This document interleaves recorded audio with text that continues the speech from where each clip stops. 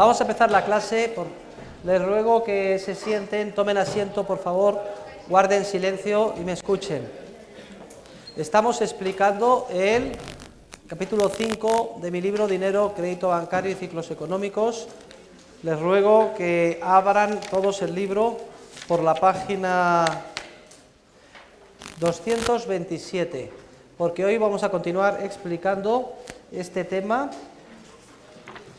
el tema 30, y vamos a terminar de explicar los principios esenciales de la teoría del capital. Como siempre, ¿hay alguna pregunta? ¿Alguien tiene alguna duda? Es el momento de preguntar. ¿Hay alguna pregunta o duda? Pues todo el mundo, la página 227 y a partir de ahora el máximo silencio. ¿Está claro? Muy bien. Empezamos la clase. Estamos explicando los principios esenciales de la teoría del capital y el otro día nos quedamos en el principio de la preferencia temporal. Decíamos que a igualdad de circunstancias el ser humano actor pretende alcanzar sus objetivos cuanto antes. O, expresado de otra forma, que solo está dispuesto a posponer en el futuro la consecución de sus fines si es que con esto piensa que va a lograr un valor mayor. Y decíamos que, poníamos el ejemplo de Robinson Crusoe, que era muy importante que hubiera una adecuada coordinación entre el comportamiento hoy y el comportamiento mañana, que de nada valía ahorrar una cantidad pequeña si uno se empeñaba en hacer un proyecto desproporcionado de inversión, o viceversa, ahorrar en exceso para invertir una cantidad que luego no exigía tanto ahorro. Esto es lo que llamamos la necesaria coordinación intertemporal. Pues bien, en la coordinación intertemporal juega un papel esencial un precio de mercado clave, que se denomina tipo de interés. Y a estudiar el tipo de interés es a lo que vamos a dedicar esta clase hoy. Por eso vayan por favor todos ustedes a la página 227. Venga, a ver, por favor, si sientan rápidamente, please, quickly, sit down y cierran la puerta.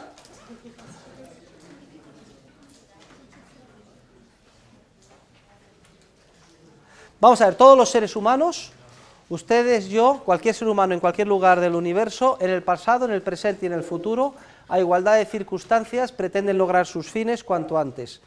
O, expresado de otra forma, valoran más los bienes presentes a los bienes futuros, a igualdad de circunstancias. Sin embargo, la intensidad psíquica con la que valoramos más el presente que el futuro varía de unos seres humanos a otros. Es más, dentro del mismo ser humano, dentro de la misma persona, puede ser que esa preferencia temporal también varíe, según nuestras circunstancias vitales, etc. Pues bien, el hecho de que, aunque todos valoremos relativamente más el presente que el futuro, lo hagamos con intensidades distintas, hace surgir múltiples oportunidades mutuamente beneficiosas para el intercambio. En efecto, aquellas personas que tengan una enorme preferencia temporal, es decir, que valoren muchísimo más el presente que el futuro, estarán deseosas en cerrar intercambios con otras personas en las que se dé sin duda una mayor valoración del presente en relación con el futuro, pero con una intensidad no tan grande. Hombre, si yo valoro el presente en relación con el futuro más, pero no mucho más, y tú en cambio lo valoras muchísimo más el presente que el futuro en relación conmigo, hay la posibilidad de cerrar un intercambio mutuamente beneficioso. ¿En qué consistiría este intercambio? Bueno, pues como yo valoro tantísimo el presente, estoy dispuesto a ofertarte una gran cantidad de bienes futuros a cambio de un bien presente hoy. Y la otra persona que valora el futuro menos, pero no tan menos como yo el presente, pues la otra persona dirá, hombre, en esas circunstancias, si me vas a dar tanto en forma de bienes futuros, yo estoy Bueno, pues salgo ganando si te adelanto hoy bienes presentes, porque mi preferencia temporal no es tan elevada. Entonces surgen múltiples oportunidades de intercambio. Hay un grupo muy grande de personas que tienen una preferencia temporal no muy elevada y por tanto están dispuestos a ofertar hoy bienes presentes a cambio de que se les dé no mucho más en forma de bienes futuros. A esos ofertantes de bienes presentes, a cambio de una cantidad no mucho más elevada de bienes futuros, se les denomina los ahorradores. Está en la página 228. Ahorradores son todos aquellos que renuncian al consumo inmediato y por tanto ofrecen bienes presentes, ¿a quién? A los demandantes de bienes presentes que tienen una altísima preferencia temporal. Y esos demandantes de bienes presentes son, por ejemplo, los trabajadores que están implicados en un proceso productivo que madurará en un futuro muy lejano y que no quieren esperar todo ese periodo de meses o años para hacerse con el producto, sino que quieren que hoy se les pague su salario en forma de bienes presentes para alimentarse, comer, etcétera.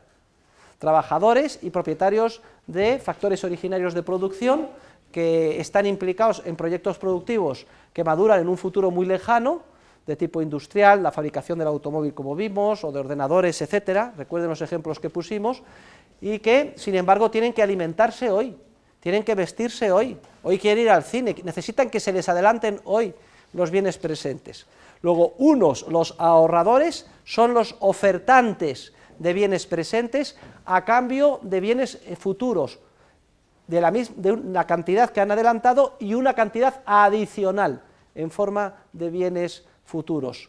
Y otros, los demandantes, pues son los trabajadores, etcétera, que tienen una enorme urgencia y requieren los bienes presentes hoy mismo. Los que ofertan bienes presentes se llaman ahorradores. También se les denomina capitalistas. Son aquellos que no consumen todo lo que producen, renuncian al consumo inmediato y ofrecen bienes presentes. Y entonces se produce un mercado que se llama mercado de tiempo, surge un mercado en la sociedad que se llama mercado de tiempo, en el que hay unas personas que ofrecen bienes presentes a cambio de bienes futuros y una prima adicional, y otros que demandan bienes presentes a cambio de pagar una prima en el futuro. Los que demandan tienen una altísima preferencia temporal y están dispuestos a pagar una prima muy alta, que es superior a la que exigen los que ofrecen, y por eso surgen las oportunidades mutuas de beneficio. Y de la misma manera que en los mercados se determina el precio de mercado de los bienes, por ejemplo, en el mercado de zapatos, el precio de los zapatos, en el mercado de los automóviles, etcétera, viene determinado a través de un proceso impulsado por la función empresarial que tiende a fijar el precio dentro de lo que se denomina las valoraciones subjetivas de las parejas marginales. Los alumnos de grado no han dado la determinación de los precios, pero es el repaso y la lectura que tienen que hacer ustedes del tema, tomen buena nota, del tema 19, que lo tienen en el programa. Ahora solo nos basta entender que, igual que esos mercados de bienes cualquiera, hay un mercado en el que se ofrecen bienes presentes a cambio de bienes futuros y se fija un precio de mercado. El precio que surge en ese mercado de tiempo se le llama tipo, tasa o tipo de interés, que de alguna forma recoge la tasa social de preferencia temporal. ¿De acuerdo? Se fija un precio de mercado, una tasa o tipo de interés, y a esa tasa o a ese precio de mercado tiende a igualarse la cantidad que se demanda de bienes presentes con la cantidad que se ofrece por parte de los ahorradores de bienes presentes. Luego tomen nota, ¿qué es el tipo de interés? El tipo de interés es el precio de mercado de los bienes presentes en función de los bienes futuros. ¿Dónde se determina? Se determina en el mercado de tiempo, que es aquel en el que los que tienen una preferencia temporal relativamente menos alta, ofrecen bienes presentes, y otros, los que tienen una preferencia temporal relativamente más alta, los demandan. ¿De acuerdo? Bien. Los ofertantes de bienes presentes son los que ahorran o renuncian al consumo inmediato. También los llamamos, en términos de teoría económica, los capitalistas. Normalmente tenemos una imagen de los capitalistas que es una imagen estereotipada. El capitalista, pues como un grandísimo empresario, un millonario. No es así. De hecho, la mayor parte, el volumen más importante de ahorro, de oferta de bienes presentes, procede de millones y millones de economías domésticas, es decir, de familias de clase media, incluso de clase media baja, que como unas hormiguitas van ahorrando en una cuenta de ahorro, en una caja de ahorros, o constituyendo un fondo para pagar su piso, etcétera. Luego, fíjense ustedes, no corresponde exactamente con la imagen que tenemos. Suelen ser muchas personas ahorradoras de todas las clases sociales las que renuncian en mayor o menor medida, cada uno a su nivel de renta, al consumo inmediato a cambio de ofertar bienes presentes. ¿Y los demandantes quiénes son? Pues los demandantes son muchas veces a lo mejor grandes empresarios que demandan bienes presentes para un proyecto empresarial y para con ellos contratar a trabajadores. Cogen con una mano de los ahorradores y con la otra contratan a trabajadores, proveedores y propietarios de los factores originarios de producción, es decir, de recursos naturales, y también a los propietarios de equipo capital, para combinarlos en un proceso productivo cara a obtener un bien final de consumo el día de mañana y venderlo con un margen de beneficio en el mercado. Luego, aunque tengamos la imagen del gran capitalista como millonario y el trabajador como la persona menos pudiente, en la vida real resulta que los capitalistas y ahorradores en muchas ocasiones son trabajadores, economías domésticas o familias, que cada una a su nivel ahorran lo que pueden y que de manera agregada suponen una oferta muy importante de bienes presentes. Me gustaría, además de hacer esta observación, señalarles a ustedes que la plasmación jurídica de la transacción en la que se intercambian bienes presentes por bienes futuros es de lo más variada. Por ejemplo, una plasmación jurídica de ese contrato, como si dijéramos de préstamo, que en pocas palabras es a lo que es reconducible, el que ofrece bien presente te presta hoy bienes presentes, por ejemplo, 100 unidades monetarias, a cambio de que se le devuelva esas 100 dentro de un año con una prima. Entonces, si en el mercado se fija un precio de que por cada 100 unidades presentes te dan 109 dentro de un año, diríamos que el precio de las 100 unidades que yo puedo obtener hoy es 109 unidades dentro de un año, que me tiene que pagar el que recibe el préstamo hoy. O que yo puedo obtener cualquier bien presente hoy a esa relación, por cada 100 unidades que reciba hoy tendré que pagar 109 dentro de un año. Por razones de costumbre histórica inveterada, este precio de los bienes presentes en función de los bienes futuros se plasma en términos de tantos por ciento. De manera que si el precio que se fija de mercado es que hay que dar 109 unidades dentro de un año por cada 100 que se reciben hoy, se dice que el tipo de interés es del 9%. ¿De acuerdo? Y la plasmación jurídica de la operación puede ser de lo más variada. Por ejemplo, un préstamo que se va a pedir a una institución financiera. Yo necesito 100 unidades hoy para un proyecto empresarial que voy a gastar contratando mano de obra, equipo capital y pagando un alquiler. Bien, pues yo le concedo a usted esas 100 unidades, pero usted a cambio se compromete a darme, si el tipo de interés de mercado es el 9%, 109 dentro de un año. Pues esa es una plasmación jurídica. Pero otra plasmación jurídica, que es la más común de la operación, es no a través de un contrato de préstamo, sino a través del propio proceso de la estructura productiva de la sociedad.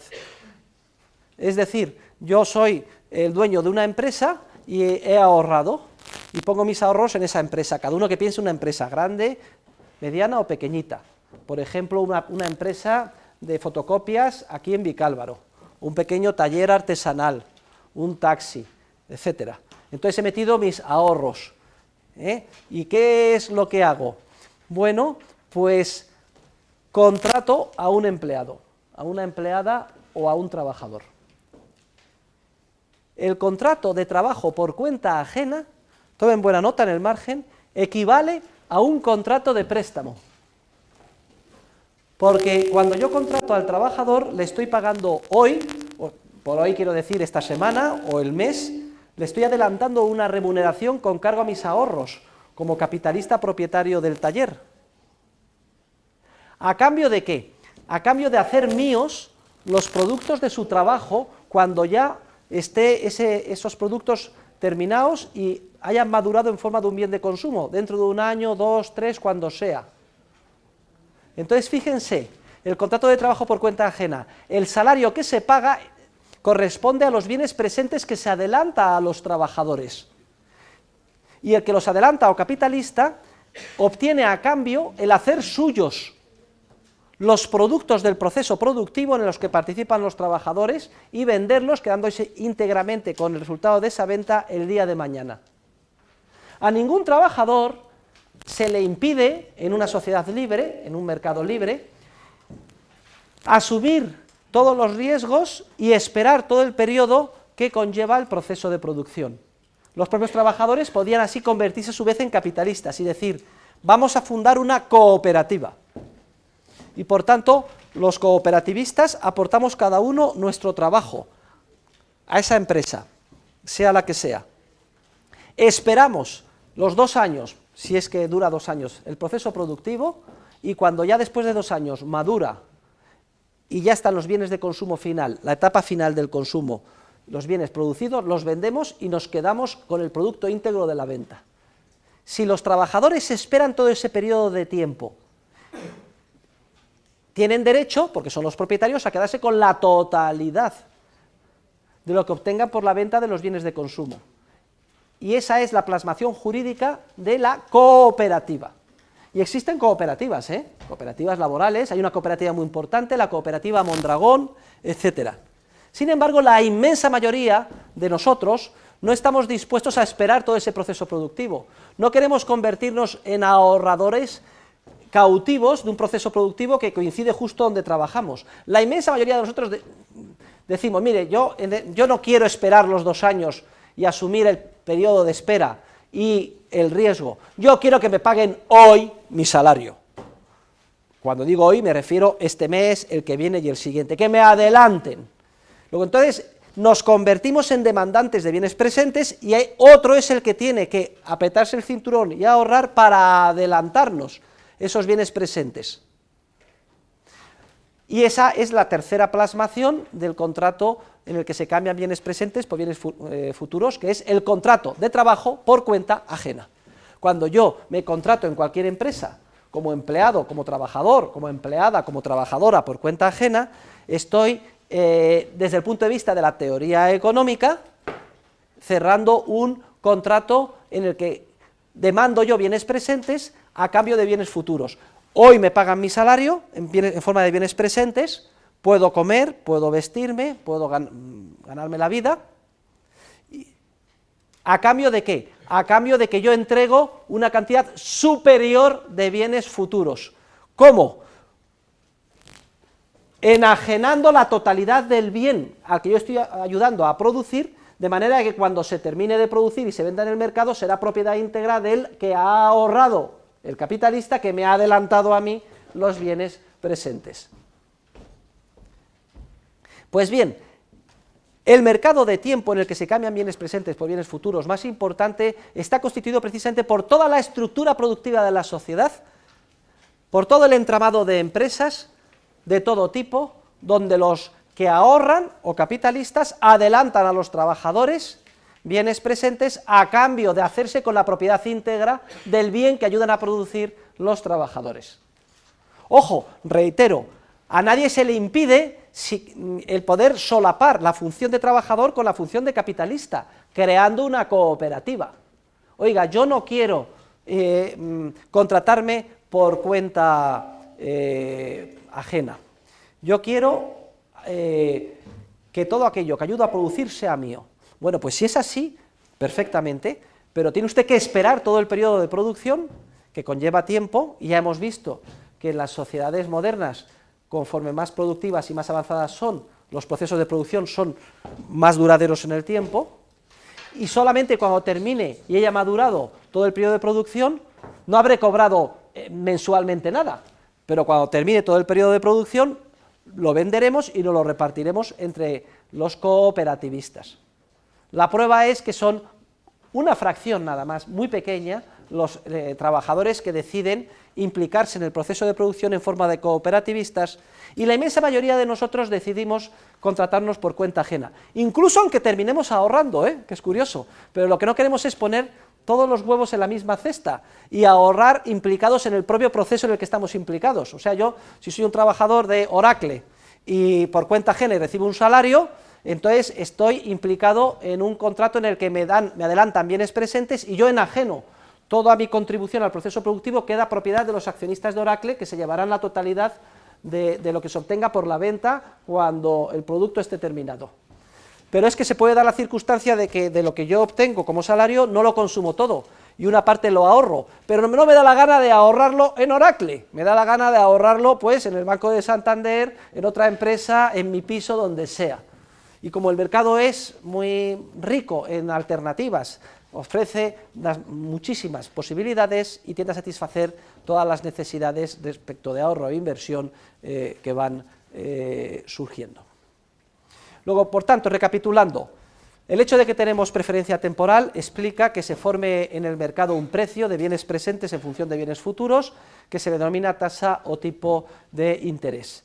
En ese mercado, unos ofrecen y otros demandan bienes presentes a cambio de bienes futuros. Los que ofrecen se les denomina ahorradores o capitalistas. Los que demandan son los que tienen más urgencia, generalmente trabajadores y propietarios de otros factores de producción. El precio de mercado se fija por el proceso de determinación de precios en competencia bilateral, que se estudia en el tema 19, por las valoraciones subjetivas de las parejas marginales. La única peculiaridad de este precio de mercado es que por tradición inveterada se fija en tantos por ciento. En vez de decir que conseguir hoy 100 unidades son 109 mañana, se dice que es el 9% de interés.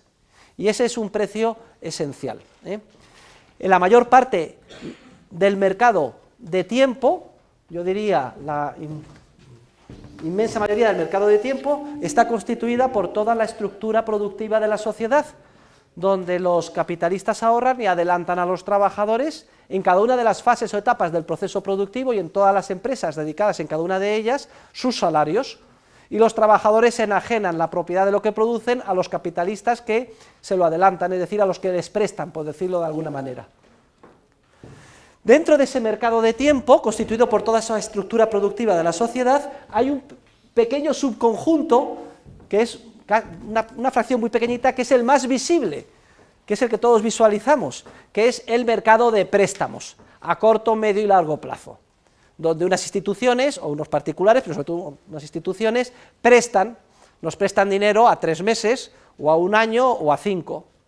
Nos adelantan bienes presentes hoy, firmamos una póliza de crédito con el banco y nosotros nos comprometemos a devolverlo dentro de 1 año con el tipo de interés. Pero no nos engañemos, ese mercado que tan fácilmente visualizamos, porque el que más o el que menos participa, o su familia ha participado en una operación de este tipo, pues yo que sé, con un préstamo hipotecario, que tiene como colateral o garantía una vivienda, o un préstamo para el consumo, o un préstamo para financiar la compra de un vehículo, todos visualizamos el contrato de préstamos en el que sí, me adelantan y yo pago un interés. Pero ese, repito, es solo una fracción pequeñísima de todo el mercado en el que se cambian bienes presentes por bienes futuros, que es toda la estructura productiva de la sociedad donde los capitalistas adelantan a los trabajadores su salario. Y no solo es una fracción muy pequeña, aunque sea la más visible, sino que además siempre juega un papel subsidiario en lo que al tipo de interés se refiere, del que se fija en toda la estructura productiva de la sociedad. Y es importante que como teóricos de la economía seamos capaces de entender esto desde hoy, porque normalmente solo entendemos lo que es directamente, nos entra directamente por los ojos y es visible directamente, la operación de préstamo con un banco, pero hasta ahora a que a la inmensa mayoría de los aquí presentes les había pasado desapercibido de que, anda, pues tiene razón el profesor, un contrato de trabajo por cuenta ajena es también un contrato de préstamo. Y la prueba clarísima es que podía el trabajador renunciar a su salario inmediato y hacerse cooperativista y esperar a que terminara el proceso de producción y quedarse con la totalidad del producto. Bueno, y ahora vamos a dar un paso más, y con esto terminamos la lección el epígrafe del tipo de interés respecto de cuál es la tasa social de preferencia temporal que es directamente observable en el mercado. Miren, en el mercado solo son directamente observables dos tipos distintos, aunque muy íntimamente conectados, de tasa social de preferencia temporal. Primero, el que vamos a llamar el interés bruto de mercado. El interés bruto de mercado. Esto lo tienen explicado, queridos alumnos, en la página 231. El interés bruto de mercado. Ese es directamente observable. ¿Cuál es? Es el interés que se fija en el mercado de préstamos, a corto, medio o largo plazo. En este pequeño subconjunto que he señalado aquí en la pizarra, ese es directamente observable, nadie tiene ninguna duda. Yo precisamente esta mañana he firmado una póliza de crédito personal que me cobran el Euribor más el 1,75%. Bueno, pues si hoy está el Euribor a 2% o a lo que sea, pues me van a cobrar el 3,75 o el 4. Ese es el tipo de interés. Luego, lo primero que es observable en el mercado es el tipo de interés bruto de mercado, de este mercado de préstamos a corto y medio y largo plazo. Y cada uno, por tanto, que visualice si tiene algún préstamo para la financiación del coche, para el pago de hipotecas, etc. Vale, el interés bruto de mercado tiene a su vez tres componentes. El interés bruto de mercado tiene tres componentes. En primer lugar, el que se llama la tasa de interés pura, o tipo de interés, o tasa de interés originario. La tasa de interés pura o tipo de interés originario. Corresponde a la tasa social de preferencia temporal que se determina en el mercado, es decir, recoge la tasa de preferencia temporal de las parejas marginales. Vamos a suponer que está en torno al 2%. Que como consecuencia de la afluencia masiva de personas que quieren ofertar bienes presentes y de la afluencia masiva de personas que quieren demandarlos, se casan el volumen de unos y otros de forma aproximada con una prima de 2 por cada 100. Basta entregar 2 unidades adicionales a las 100 que se reciben hoy en forma de bienes presentes, basta con entregar 2 unidades adicionales dentro de un año para que todos los que quieren hoy obtener bienes presentes lo obtengan de los ahorradores. Sin embargo, esa tasa de preferencia temporal de la sociedad, a esa tasa hay que añadirle otras dos componentes. Solo es la primera del interés bruto que nosotros pagamos en las operaciones de préstamo. Hay que añadirle a esa tasa una prima de riesgo, es decir, un porcentaje adicional en función de la probabilidad que estime el que da el préstamo de que puedan ir mal las cosas y el que lo recibe no nos lo devuelva. Y esto lo determina el mercado segmentando por personas, proyectos de inversión, proyectos de financiación cuando se trata de préstamo al consumo, etc. Y si suponemos que de cada 100 prestatarios que piden préstamos, uno no será capaz, porque le irán mal las cosas, de devolver el préstamo, entonces hay que añadir una segunda componente para hacer frente a ese riesgo.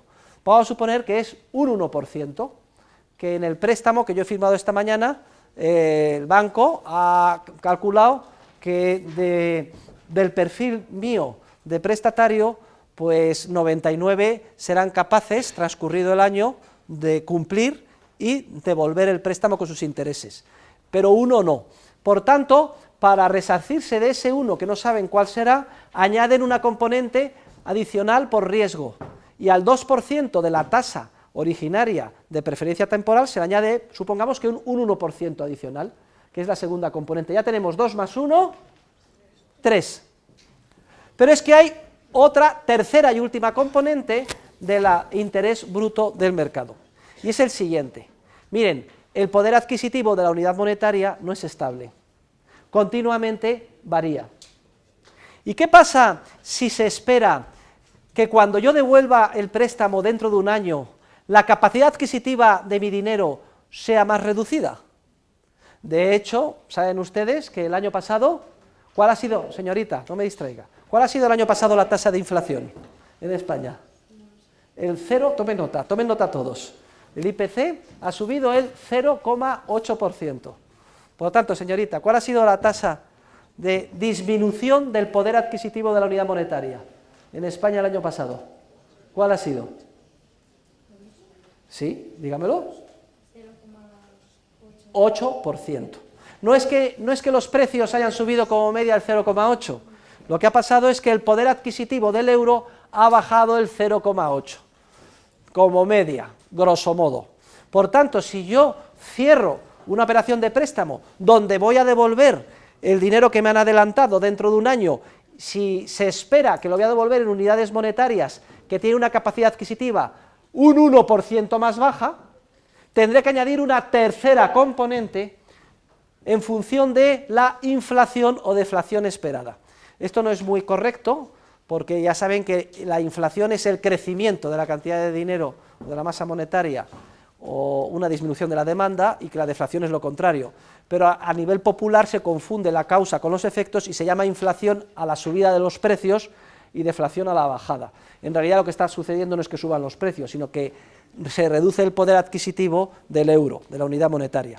Y si esperamos que se va a reducir un 1% el poder adquisitivo del euro, porque los precios en general van a subir el 1%, el prestamista tendrá que añadir una tercera componente en función de la inflación esperada, que en este caso, en el ejemplo que hemos puesto, será de otro 1%.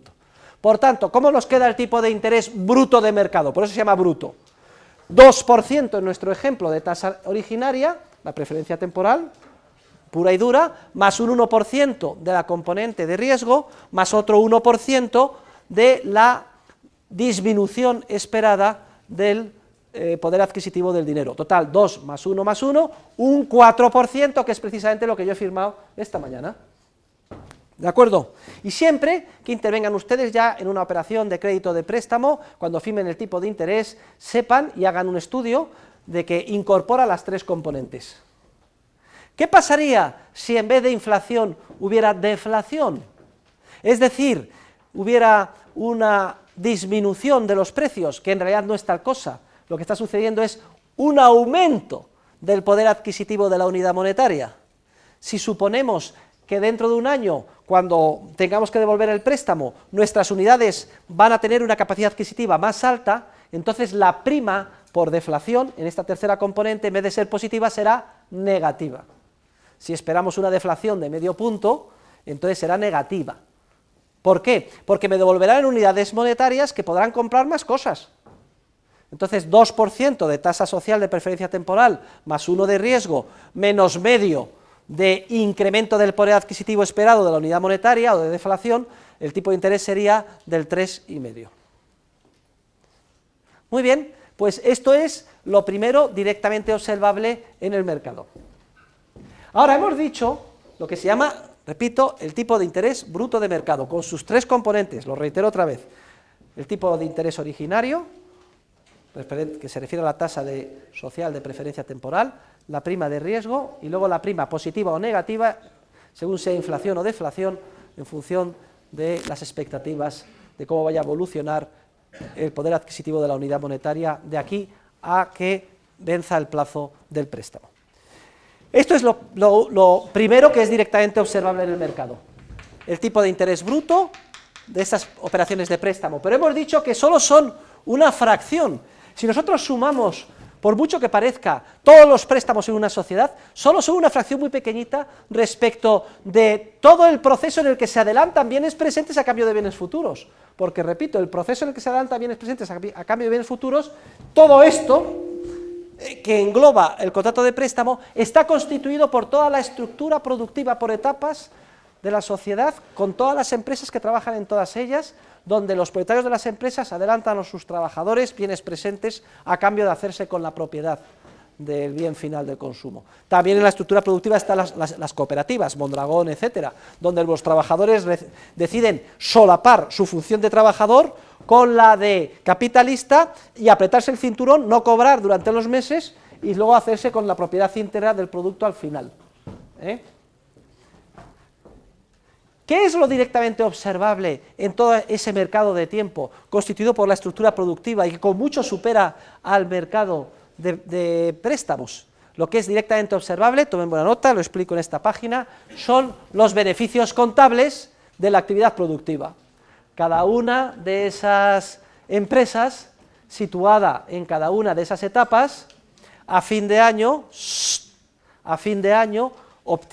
cierra sus balances y obtiene unos beneficios contables. Pues bien, desde el punto de vista de la teoría económica, esos beneficios contables que obtienen las empresas están constituidos por el interés bruto de mercado, que se puede observar en este subconjunto que acabamos de describir con los tres componentes, más menos los beneficios o pérdidas empresariales puras. Repito, el segundo bloque directamente observable en el mercado es, en el mercado de tiempo, los beneficios contables de la actividad productiva. Y estos están constituidos por el interés bruto de mercado, que acabamos de describir, más menos los beneficios o pérdidas empresariales puras.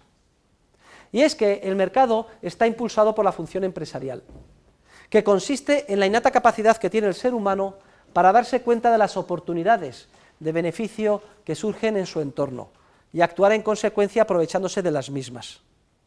Todo acto empresarial consiste en descubrir un desajuste previo que se da en la sociedad, como por ejemplo que alguien desaprovecha o malutiliza un recurso aquí cuando hay otra persona allí que lo demanda y lo necesita con urgencia. Yo me doy cuenta y digo, anda, esta es la mía, compro barato aquí, vendo barato allá y me obtengo un beneficio empresarial puro, solo resultado de mi perspicacia empresarial, de haberme dado cuenta de algo que había pasado previamente desapercibido a todo el mundo, que hay un desajuste, una descoordinación que de alguna forma materializa o se plasma en una oportunidad de ganancia o beneficio empresarial. Pues bien, esos beneficios empresariales son los que mueven el mercado. El deseo de obtener beneficios empresariales y de evitar pérdidas hace que los empresarios dediquen todo su ingenio a tratar de satisfacer de la mejor manera posible, al menor coste, las necesidades de los consumidores, produciendo productos que cubran esas necesidades a un precio cada vez más reducido, con una calidad mayor, y en un entorno competitivo, porque el primero que descubra esa oportunidad de ganancia ya la elimina y ya deja de estar disponible para otros empresarios. Pero en un proceso que nunca se acaba o termina, que yo califico de Big Bang social, en el que continuamente se expande sin límite el conocimiento y las oportunidades de beneficio, porque si bien es cierto que los empresarios descubren y eliminan continuamente oportunidades de beneficio, también es cierto que cada vez que actúan de esta manera, generan ulteriores desajustes que dan lugar a ulteriores oportunidades de beneficio y así sucesivamente en un proceso social que jamás se termina. Pues bien, si el mundo estuviera congelado, si no existían oportunidades de beneficio empresarial, si las empresas se dedicaran única y exclusivamente a repetir lo que venían haciendo anteriormente, sus beneficios contables coincidirían con el tipo de interés bruto o de mercado. Ese fantasmagórico mundo congelado es lo que describen los economistas matemáticos con la expresión llamada modelo de equilibrio, o economía de uniforme giro, como la expresa Mises, o la denomina Mises. Sin embargo, el mundo no está congelado, es un mundo que está protagonizado por seres humanos dotados de una innata capacidad creativa. Afortunadamente, ustedes, yo y todos los seres humanos continuamente descubrimos nuevos fines que nos merecen la pena. Buscamos denodadamente medios para alcanzar esos fines. Desarrollamos una innata capacidad creativa, que es la más íntima manifestación de nuestro ser empresarial. Empresario procede del latín, in emprehendo, prehendi, prehensum, que significa descubrir, ver, darse cuenta de algo. Y cuando creamos algo o nos damos cuenta de ese desajuste, que aquí se malutiliza un recurso que nadie quiere y aquí se demanda con mucho interés, y compro barato y vendo caro y obtengo un beneficio empresarial puro, no solo descubro y creo de la nada algo que antes no existía, ese beneficio que hago mío, sino que además coordino un comportamiento previamente desajustado. El que malutilizaba el recurso ahora lo guarda porque sabe que hay demanda para él y puede obtener un buen precio, y o la que estaba frustrada y no podía culminar su acción por falta de recursos puede seguir adelante. Y el mundo es distinto como consecuencia de mi acto empresarial, y al seguir adelante él o ella, de pronto se descubre que hay otro desajuste con otra oportunidad de ganancia, así sucesivamente. Si el mundo estuviera en equilibrio, los beneficios contables de las empresas coincidirían con el tipo de interés, pero afortunadamente el mundo está en un continuo proceso de desequilibrio, resultado de la innata capacidad creativa de los seres humanos, que continuamente descubren nuevos fines, nuevos medios, nuevas oportunidades de beneficio que están ahí latentes para ser descubiertas y aprovechadas por nosotros. Y entonces, esto explica que en los beneficios contables de todas las empresas haya un componente que en cada circunstancia histórica y en función de nuestro juicio interpretativo deberemos de ser capaces más o menos, de manera más o menos aproximada, de cuantificar, de bien beneficio empresarial puro o bien de pérdida empresarial pura. Entonces, es muy posible, y es perfectamente posible, ocurre en muchas ocasiones, que una empresa obtenga beneficios contables y sin embargo esté cosechando pérdidas empresariales. ¿Cómo es posible que una empresa tenga beneficios contables, incluso a lo mejor muy grandes, y sin embargo esté cosechando pérdidas empresariales? Les voy a poner un ejemplo muy sencillo. Supongan que los propietarios de la empresa, sea la que sea, el pequeño taller, el taxista, la empresa de fotocopias, o una empresa ya más grande, etcétera, supongan que los propietarios de la empresa han adelantado, han puesto como capitalistas 1 millón de euros. Han sacrificado su consumo inmediato y han ofertado 1 millón de euros de bienes presentes. Y con ese 1 millón de euros, ¿qué hacen? ¿Qué hace un empresario? Contrata trabajadores, contrata a Ismael, le paga su sueldo, porque Ismael quiere cobrar por adelantado, no quiere meterse en una cooperativa, compran una instalación fabril, o alquilan un piso, compran ordenadores, programas, y los recombinan en un proceso de producción, pensando producir, yo qué sé, faldas, para la próxima temporada de verano, con diseño, etcétera. Y así pasa el periodo de producción y cuando ya madura, venden las faldas, a un precio de mercado. ¡Shh! Señor, cállese, por favor. Imagínense que cuando venden el producto, hacen su contabilidad y dicen ingresos, producto de la venta de las faldas, menos todos los gastos en los que he incurrido, me queda un beneficio de 70.000 euros, beneficio contable de 70.000 euros. ¿Es para ponerse a cantar de alegría? Hemos obtenido un beneficio de 70.000 euros, habiendo ahorrado e invertido, teniendo como capital metido en la empresa 1 millón. Si yo he metido 1 millón y al fin del periodo los beneficios contables, que es el segundo bloque directamente observable en el mercado, de mi empresa son 70.000 euros, ¿qué tasa, qué tipo de interés he obtenido al dinero que he adelantado? Un 7%. Pues si resulta que el tipo de interés bruto de mercado, en el ejemplo que hemos puesto, es del 9%, es clarísimo que aunque haya obtenido beneficios contables, he cosechado un 2%, 20.000 euros de pérdidas empresariales puras. Entre otras cosas, porque si en vez de meter este 1 millón de euros en esta empresa, lo hubiera prestado en el mercado de préstamos, ¿qué habría obtenido después de un año? El 9%, es decir, 90.000. Luego me he metido como empresario, he hecho un proyecto tremendo, he dedicado mis horas, he contratado trabajadores, menudo lío, para luego al final obtener 70.000. Queridos alumnos, he cosechado 20.000 euros de pérdidas empresariales puras. Por eso, explico en el libro que el segundo bloque observable, que es el sector con gran diferencia más importante del mercado, está constituido por los beneficios contables de la actividad productiva de cada una de las empresas en todas las etapas. que esos beneficios contables están constituidos, tienen dos componentes: el interés bruto de mercado más menos los beneficios o pérdidas empresariales puras. Imagínense que estoy en la misma empresa que les he puesto el ejemplo, de producción de faldas, que cuando llega el fin del ejercicio y cierro el balance, hago la contabilidad, ingresos menos gastos, y salen 140.000 euros de beneficio contable. Ahora la pregunta es, ¿he cosechado beneficios empresariales o pérdidas? ¿Y cuánto? He cosechado beneficios y además por importe de 50.000 euros. Porque si ese millón que he metido en el negocio lo hubiera prestado, como el tipo de interés bruto de mercado es el 9%, habría obtenido 90.000. Al haber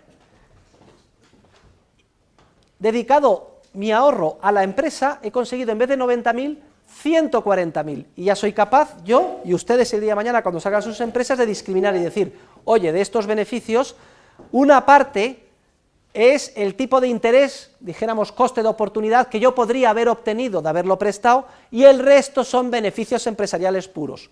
Y si no llego a la parte de interés implícito, estoy cosechando pérdidas empresariales puras, como en el ejemplo al principio. ¿Ha quedado bien claro? Vale. Y ahora terminamos la última idea esencial del tipo de interés, y es la siguiente. Miren. Silencio.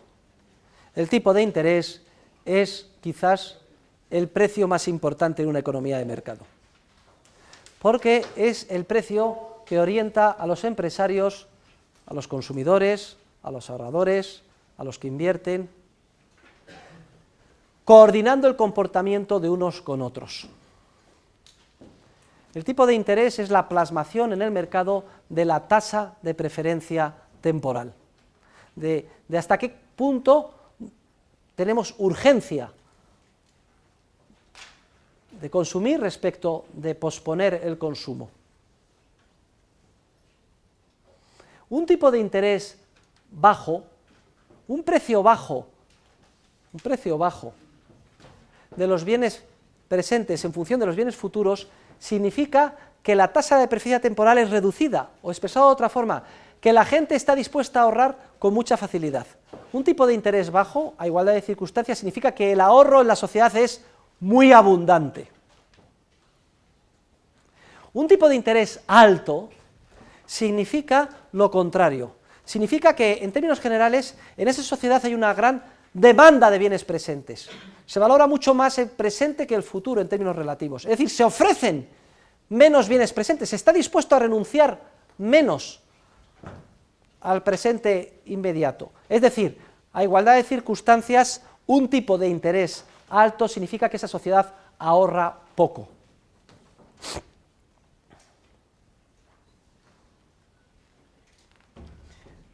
Los empresarios, y ustedes cuando terminen su carrera y se lancen al mundo empresarial, continuamente tienen en su cartera, como si dijéramos, una serie de proyectos empresariales, que pueden ser globales o incrementales. Puede ser hacer una empresa ex novo, o puede ser en mi pequeñita empresa, pues contratar una máquina adicional, comprar un nuevo programa, comprar un nuevo ordenador y contratar a 2 trabajadores para hacer una nueva línea.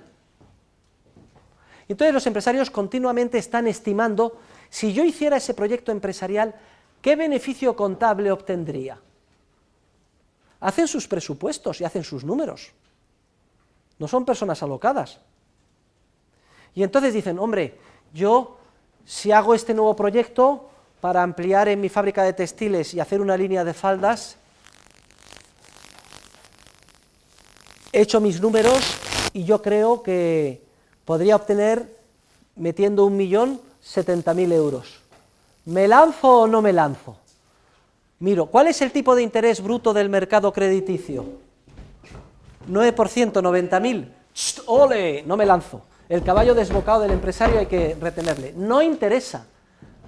Ese proyecto que tengo en mente, en el que espero obtener un 7% de rentabilidad, no me interesa llevarlo a cabo, porque me va a exigir una inversión que podría obtener el 9%, simplemente prestándola.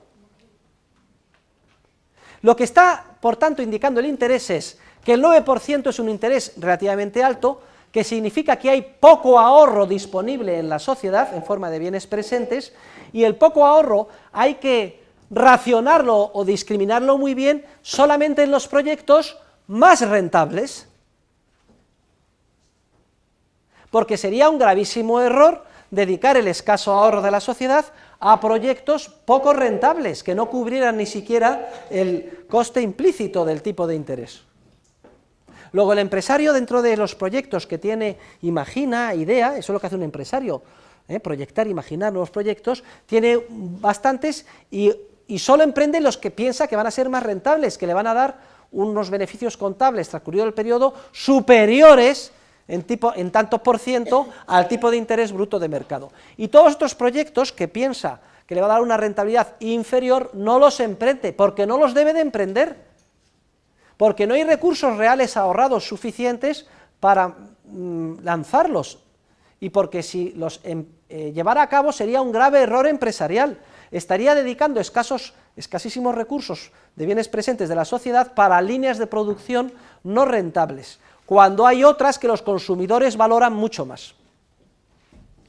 Ahora, ¿qué pasa si de pronto la sociedad decide ahorrar más? Si de pronto hay mucha más oferta de bienes presentes porque decidimos ahorrar más y consumir menos, como por ejemplo está sucediendo ahora en España. Si de pronto hay mucho más bienes presentes, mucha más oferta de patatas, el precio de las patatas baja. Si de pronto hay mucha más oferta de bienes presentes, el precio de los bienes presentes baja. Es decir, que el tipo de interés baja. Y cuando el tipo de interés baja, imaginemos que baja del 9 al 5%, porque hay mucho más ahorro en la sociedad. ¿Qué es lo que pasa, caballeros? Cállense. ¿Qué es lo que pasa? ¿Qué mensaje estamos mandando a los empresarios? ¿Qué mensaje reciben los empresarios? Yo tenía en mi cartera de proyectos de inversión hacer una línea para fabricar faldas, y según mis cálculos, pues obtendría un 7% de beneficio. Cuando el tipo de interés está al 9, me retengo, no me lanzo, porque cosecharía pérdidas empresariales.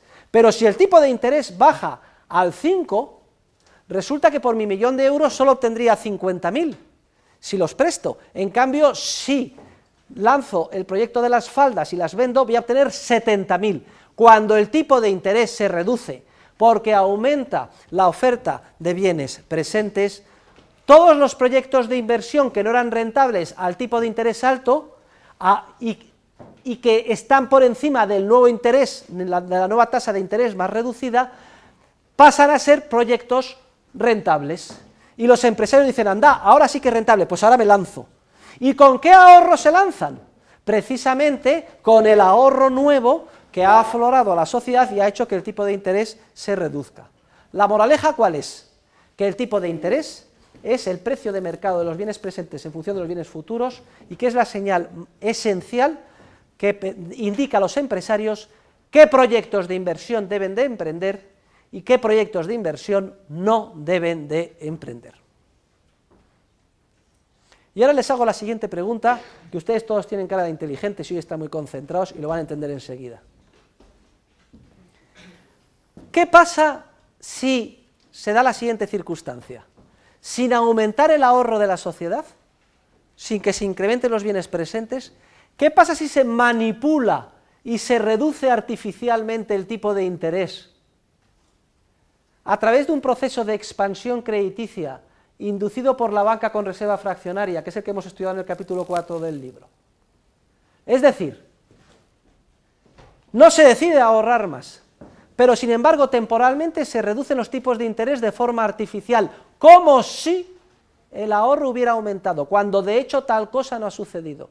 ¿Cómo es posible reducir los tipos de interés de forma artificial? Muy sencillo, se crean de la nada préstamos con cargo a depósitos, que es simplemente un asiento contable en los libros de los bancos, y para que la gente pueda aceptar esos préstamos tienes que reducir el tipo de interés, por lo menos durante un periodo. ¿Qué es lo que sucede? Enseguida lo entenderán.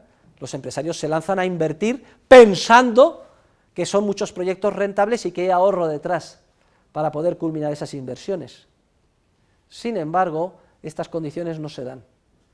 Cuando el proceso tiene su origen en la artificial expansión del crédito, resultado del ejercicio de la banca con reserva fraccionaria, y la reducción artificial de los tipos de interés, se está induciendo un error generalizado de inversión por parte de los empresarios que muy optimistas emprenden proyectos pensando que van a ser rentables y que tarde o temprano llegará la dura realidad demostrándoles que todo fue un lamentable error. Eso es precisamente la teoría del ciclo que vamos a estudiar con cuidado. Aprovechen, por favor, este fin de semana. Sigan al día en las lecturas con el libro, no se retrasen, aprovechen para ponerse al día. Yo terminaré el tema 5, el capítulo 5, el martes, y empezaremos con el 6 muy rápidamente el jueves, ya la semana siguiente terminamos el libro. Muchas gracias a todos.